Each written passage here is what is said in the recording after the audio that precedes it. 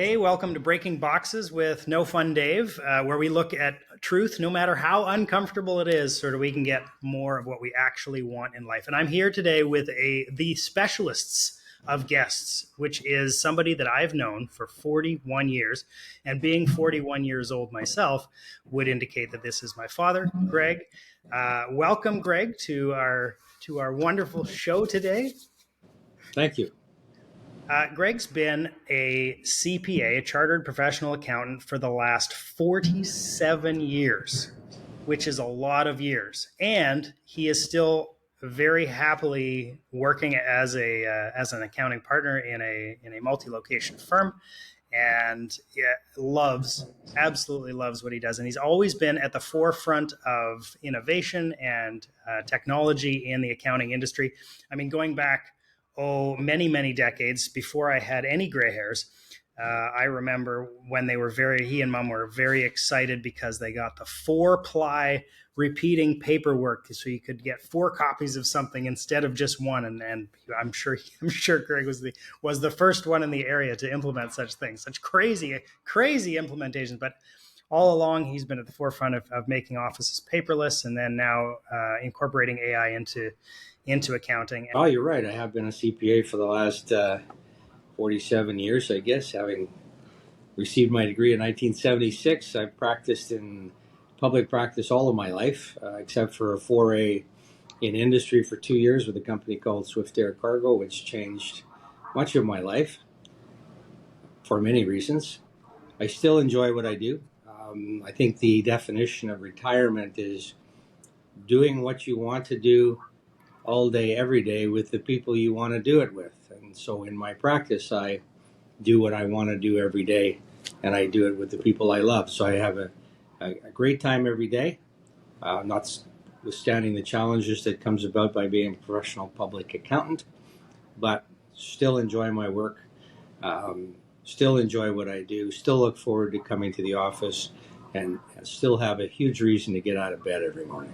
And you were recognized by the BC CPA organization this year as a fellow. Is that correct? I was. I actually have the handle of FCPA now, which stands for the Fellowship of Chartered Professional Accountants. It's a degree that's bestowed by your peers as opposed to others that you dealt with. There are a few of us, and I'm usually proud to be elected to that fraternity. Well, that's fantastic. And Greg spent most of his life also teaching. He taught at the university nearby when I was much younger, and then took over teaching for the British Columbia CPA organization.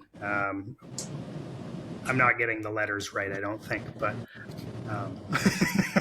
has a huge love of teaching and sharing his knowledge. But and even after spending all of the years and getting all of the wisdom chats, which I'm going to call them correctional chats, in Dad's office over the years, I mentioned that I was starting a podcast, and he asked what it was about, and I said, "Oh, it's about thinking differently and choosing different paths in life and kind of thinking outside the box." He says, "Oh, I got the perfect topic for you." He says, really early in my practice, I was taught and I learned how to handle stress, and it has allowed me to live almost stress-free for the rest of my life. And of course, that piqued my interest because there is an awful lot of stress in the world around us and in the people around us nowadays. And so I did not have to beg, but he did willingly come on, and that's what we want to talk about today specifically is tell us this story and how you came about this incredible knowledge that we can all apply.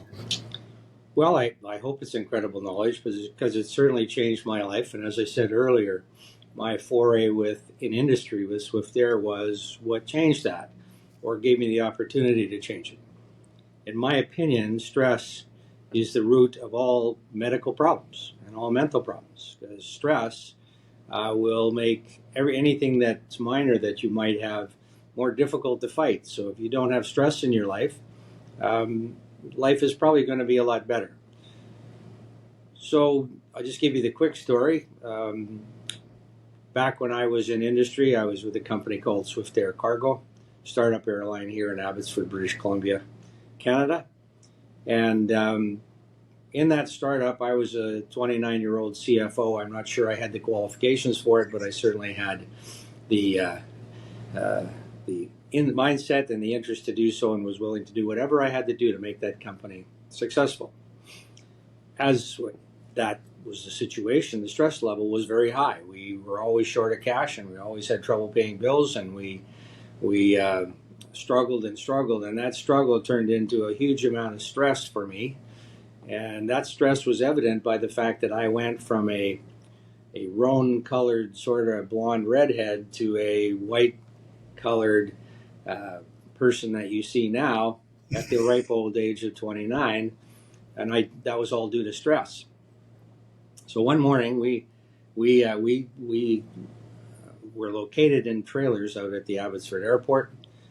Trailers are not a great way to have anything quiet, so we always heard each other, whatever everybody was doing. So I drove to work every morning on the backside of the airport.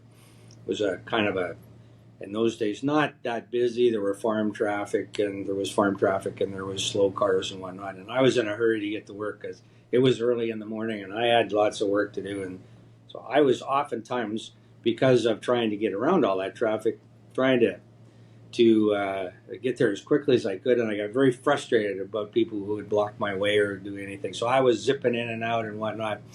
And as I got stuck, half the time I'd get mad, and by the time I got to the office, I was in a foul mood. And this was the morning that changed my life. I got to the office. It was about 6:30 in the morning, and my office was right beside the director of flight operations, a fellow named Jack Miles. And Jack was a long-time, 25-year retired Air Canada pilot. And he was hired to train the crew and write the manuals necessary to operate an airline. And our flight always came in at 6:30 in the morning, so he was always there at 6, ready to greet the flight that was coming in from Eastern Canada with all this cargo on it. So I came into the office about 6:30, 6:45. I went into my office, which was right next to Jack's. I slammed the door, I threw my stuff down in a frustrated fashion, and sat down and started to work. Well, remember, in those days we had no computers, so I didn't have to turn anything on. I just had to start with my infamous OneWrite system, which was a manual system, but boy, in those days was really something. So I got started doing it, and the door opened. It was Jack on the other side, and he calmly looked at me and he said, "My office, right now." And so when Jack spoke, you moved. So I got up sheepishly, not knowing what was happening, and went into his office, and he said, "Sit. I'll be with you shortly. Be quiet, and don't forget to breathe." And he left. And I thought, well, this is kind of stupid. Well, he came back in a few minutes later, and it would seem like a long time. It probably wasn't a long time. And he sat down, and he took out in his clean desk, in his clean office, he reached in his left-hand drawer, pulled out a piece of blank paper.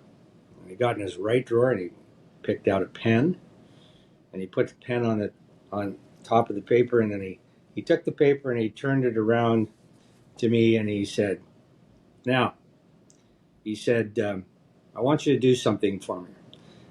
He said, "I want you to write down a list on this piece of paper of the things that really matter to you, things that if something happened, you would just get really upset." And he said, "Write down everything you can think of. Don't, take your time. I'll be back in 15 minutes. Don't move, don't speak, just write. And I'll be back in 15 minutes. Don't quit thinking until you see my face again." And I thought, "Ooh, but when Jack says do this, you do that. There's not a question about it." So I started writing. Number 1, my family's health and well-being. Number 2, Ryan growing up strong and healthy. Remember, David wasn't there yet, so this actually happened. Not even before. thought of yet. Well, yeah, you were thought of, but not. You weren't there yet. Okay. So, number 3, the well-being of my property, if my house burned down, something like that. Number 4, I started to kind of struggle at this point and said, nah, house burning down. Number 4, parents staying healthy.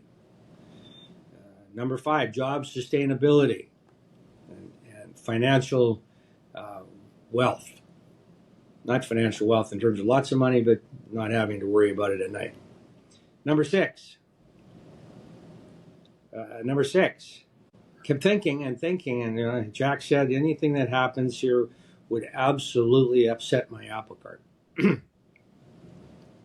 Never got to number 6.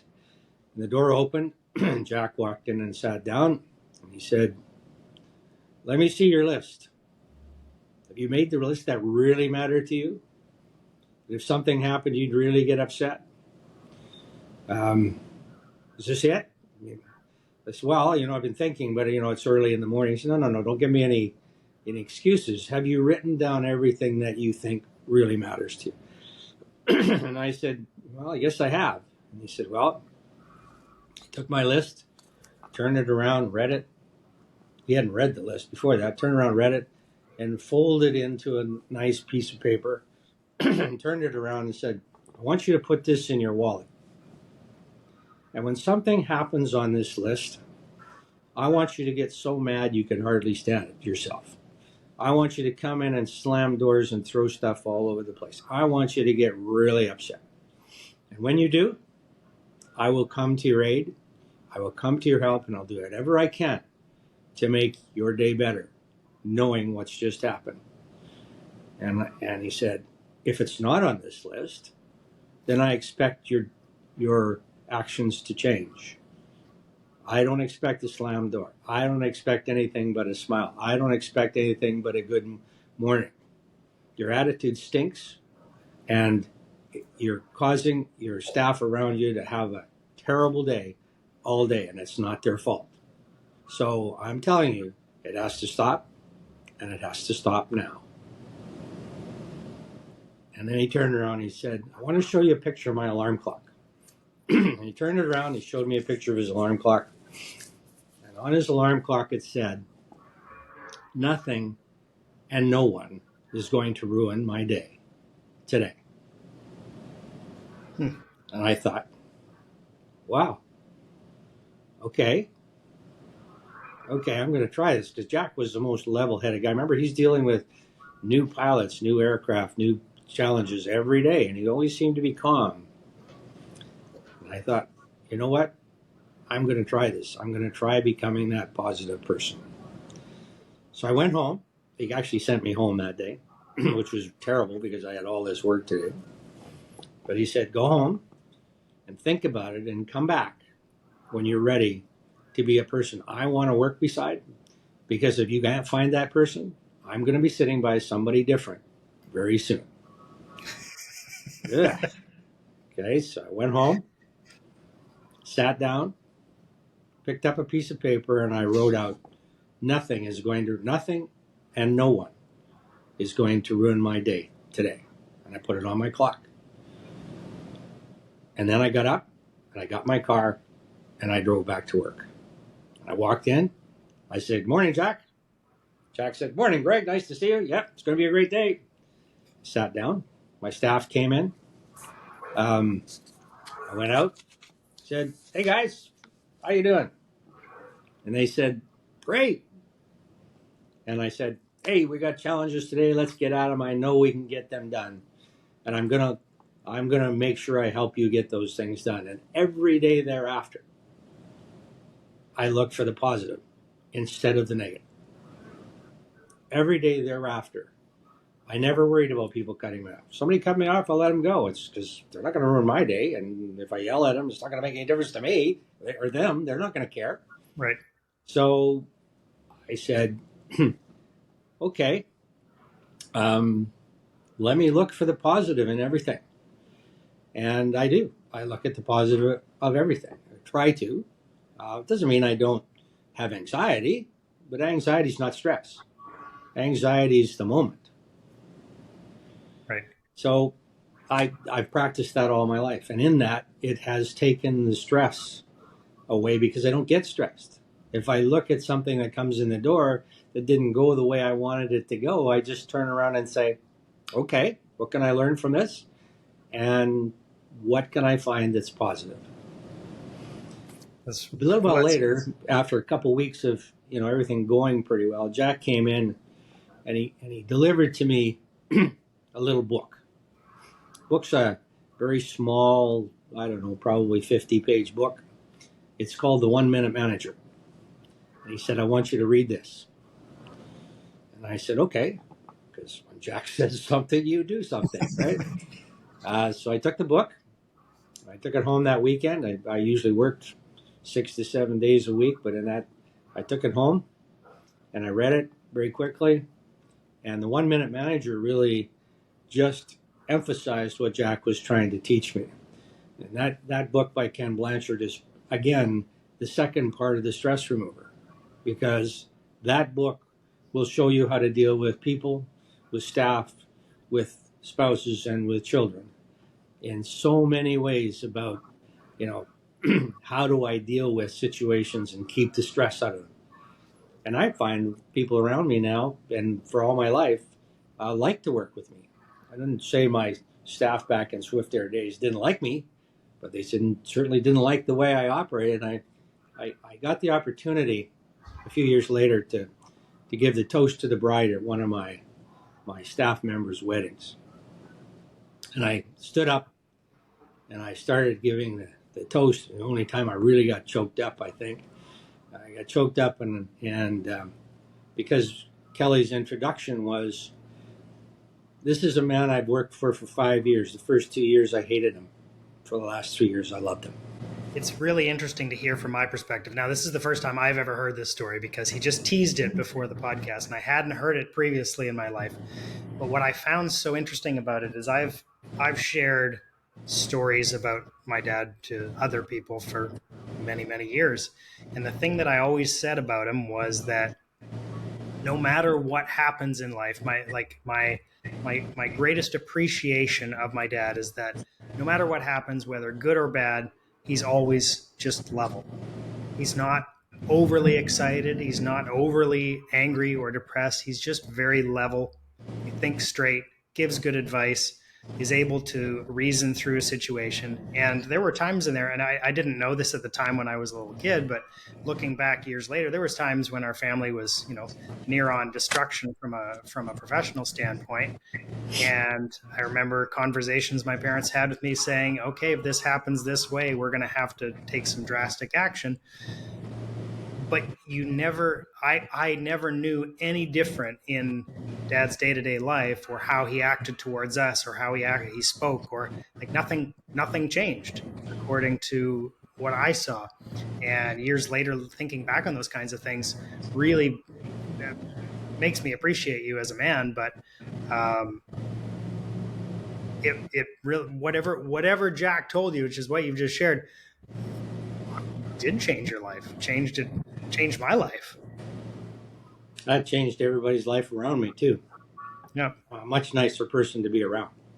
Yeah. Well, and one of the things, go ahead.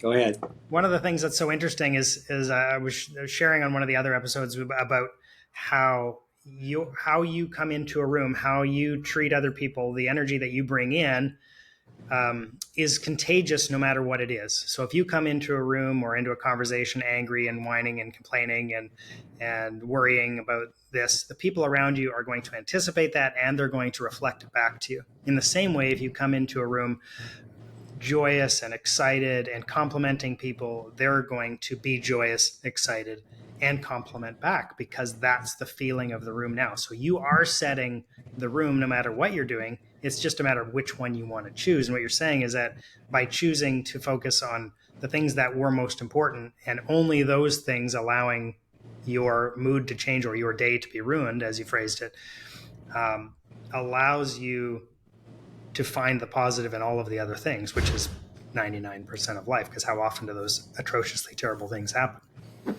I had the opportunity a couple weeks ago, actually just before Christmas, so it's a couple months ago, to walk into a small practitioners meeting. We as practitioners get together every once in a while and talk about what's happening in our world and what we're doing and all that kind of stuff. How can we be better? I walked in the room. There was 40 people in the room, all small practitioners in downtown Vancouver. Sat down and started to listen. We had this tax thing put on us called UHT, which was something that caused a lot of angst amongst some practitioners because we had this deadline we had to meet. I came into the room and I sat down and I looked at 40 faces. There were 39 faces that were kind of downtrodden and whatnot. And we started talking about, oh, this happened, and I don't know if I want to stay in practice because they keep lumping these things. And I said, and they went around the room. They don't know me, by the way. This is the first time I'd ever been at this group meeting. I went around the room and listened to everybody, these practitioners who, in our practice is a pretty fortunate practice. We have a really good life. And I listened to them all, and after I'd listened to them all, I'm kind of thinking to myself, and the chairman said, Greg, do you have anything to add? And I said, yeah, I do have anything to add. Why can't you find the good in what this has caused instead of the bad? You're all practitioners. You can deal with it. You can make changes in your practice life. So go make them so you can smile every morning instead of coming in and being grumpy. He said, I don't want to be around this group if you guys are going to sit here and whine and snivel about some poor thing that's happened to you. Look at the positive side. I got up, or we finished the meeting. I got up to leave, and I had people standing all around me and said, thanks. I needed that. I needed somebody to say that. And the stress level in the whole room went away. You've become Jack Miles. I don't think I'll ever be that good, David, but and I have to mention this, that my son David never knew Jack Miles. But he had two sons of his own. He named the first one Jack, and he named the second one Miles. And whenever I think of the two kids, Jack and Miles, I smile, and they have no idea why. I will tell them the story at some point, and then they'll know why. It is funny. I can't remember if I've shared this one or not yet, but just on that same before Christmas time, we were down in Mexico Christmas time, and so this was going through the airport. We had overnight somewhere, and so we had to take a shuttle and go places. Of course, it was a busy Christmas weekend, and everybody's excited. Same kind of way, bad excited. Everybody in an airport is fun to watch because of the fact that they're all stressed and concerned and worried. And so we got into this the small van with a lot of people going to the airport, and everybody was bitter that they all had to shove into this small little van.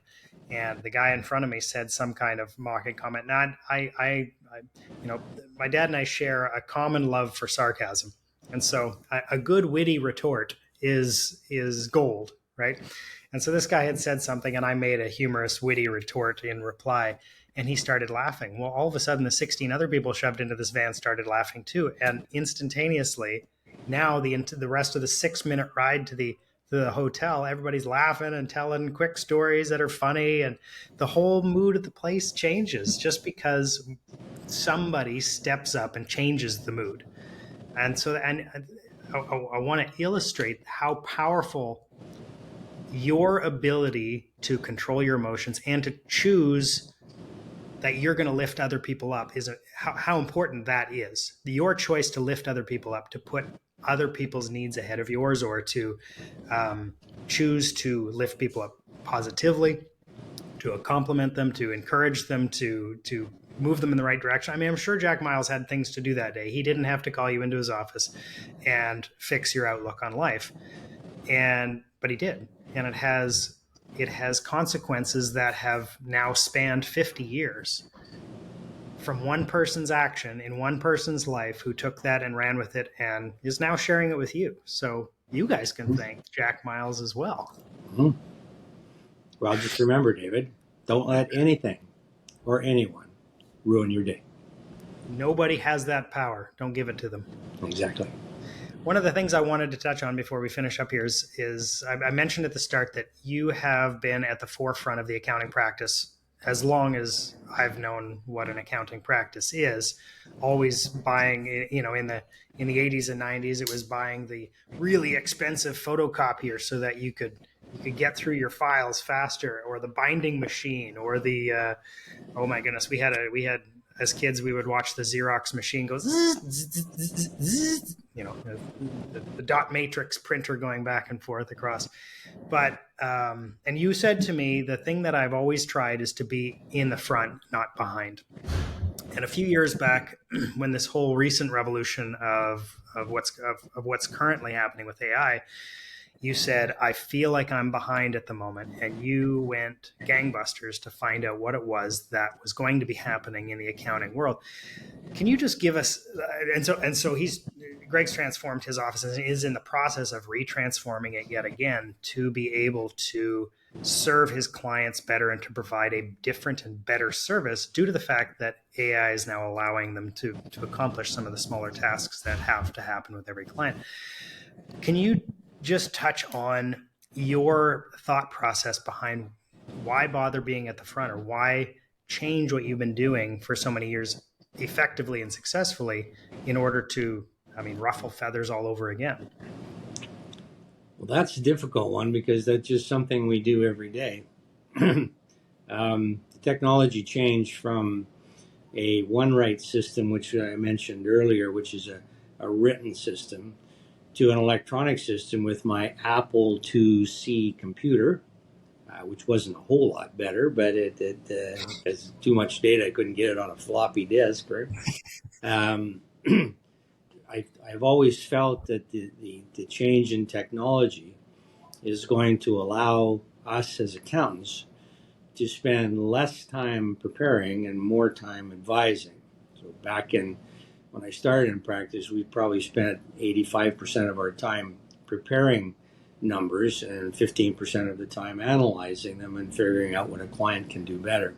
It was evident to me early in my career that the less time we spend doing that, the preparation side, the more time I'd have to advise my clients.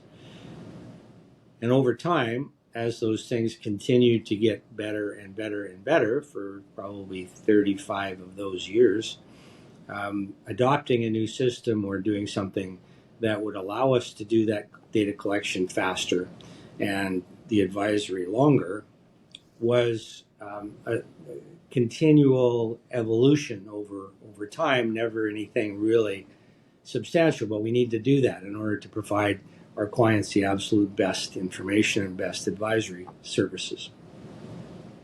In the last few years with AI, I was at a trade show in Toronto back about 6 or 7 years ago, and I used to do some blog writing for Intuit, which is the company that wrote that piece of software. I stood and talked to the guys for about 3 hours about what they were developing, because it was blowing me away, because they were telling me that the data collection process was going to be automated through AI to an extent that we would be able to collect information daily, update our data daily, and have much more up-to-date information to be able to do advising with. And I said, oh, this is cool. This would probably take another 40 years. Well, it didn't. Yeah, it took about another 3 years. And I didn't get started fast enough. So when I tell you I was behind in the AI world, it was to come into the use of AI in terms of accounting needs, which include data collection, data analysis, data recording, preparation of documents, preparation of tax returns, advising, writing, responding, opinionating, et cetera, et cetera. And it's gone so fast that because I got a late start, I'm having to run very fast to get where I'm going. I have an office and a partnership that is not quite as in tune to those kinds of things, so I still have to continue to run in the forefront. So even though I run in the forefront, I do have good uptake as long as I lead. And so I have staff now that are doing much of the research and educating me as to what we can do. And where I thought my clients would want to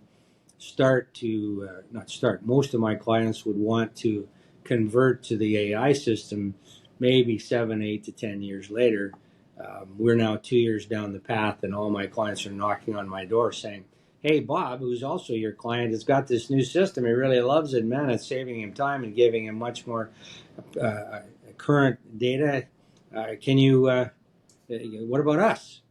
And so we've had to convert quickly, and the whole pandemic thing helped us a little bit because everybody out there got comfortable with data transmission that's over systems instead of bringing me in a bunch of bank statements that I have to do something with. So it's made our life better, and it's going to continue to make our life better, and certainly educated the clients in where they need to be. And the unfortunate part about it is that with a year end, so for example, in our business, we do year-end work, annuity year-end work every year.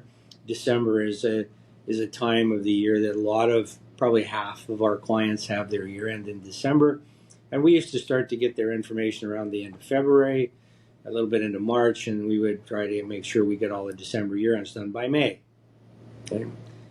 Well, we're presently in not even halfway through February. We're about in the middle of February, and of all of the December year-ends, I have 94% of them in my office, ready to be done. And people saying, "Oh, I gave you my year-end a week ago. Are you done yet?"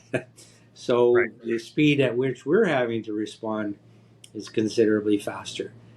So again, you can look at it and say, "Oh man, no." You look at it and say, "Great, I got it all in. I'm gonna be a star. I'm gonna, my client, which I had a meeting with yesterday, said, "Yeah, I talked to my neighbor and I told him my December year-end was done already." And they said, "Oh, I don't get mine until May." And they said, "Well, you better think of changing accountants." And of course, I just smile in the background because that's music to our ears. Well, and that's the big thing of it. And that's what's driven your practice for the last 35 years is the staying at the forefront and knowing that you are actively behind the scenes, making sure that your clients have everything they need and not resting on what worked last year. Because even though taxes have to be paid every year, doesn't mean that the filing requirements are the same, or the reporting requirements, or the insight that you can provide on the numbers that you receive can, you get a beautiful snapshot where you are of business across industry to see what's working for whom, and can use your cumulative knowledge to help the individual. So very gratifying, David. It's very gratifying. I've seen the joy for many years. That's good. So cool. Well, thanks for being my dad. I guess that should be in there as well. But I really appreciate you giving us some of your insight today and helping us to become better adults and humans and just outright people. So there you have it. You know how to deal with stress. You know that you should live life out in front, because it's a whole lot easier having people come to you than going to chase them. So thank you, Greg. Anything else that you wanted to add before we close up shop here today? Well, I should probably say thank you for being my son. As you know, that I was never one who wanted children badly, but you and your brother have made me very proud over my life, and I appreciate that. Well, thank you very much. You don't have to hang up right away, but I'm going to end this here in just a minute. But thank you all for joining us, and let's go break some more boxes. Thanks so much.